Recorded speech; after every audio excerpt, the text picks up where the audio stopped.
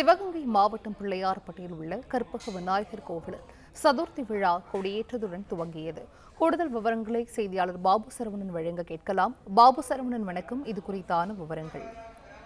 வணக்கம். சிவகங்கை மாவட்டம் பிள்ளையார்பட்டி ஸ்ரீ கற்பக விநாயகர் ஆலயத்தில் விநாயகர் சதுர்த்தியை முன்னிட்டு இன்று கொடியேற்றம் துவங்கியது. 10 நாளுக்கு முன்பாகவே இந்த கொடியேற்றம் நிகழ்ச்சி நடைபெறும்.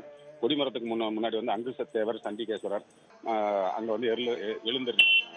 இந்த கொடிமரத்துக்கு சிறப்பு பூஜைகளும் செய்யப்பட்டுள்ளது. இந்த திருவிழா இன்னைக்கு ஆரம்பிச்ச திருவிழா 10 நாட்கள் தொடர்ந்து நடைபெறும். शुक्लाम्बरधरं विष्णुं शशिवर्णं चतुर्भुजं प्रसन्नवदनं ध्यायेत् सर्वविघ्नोपशान्तये।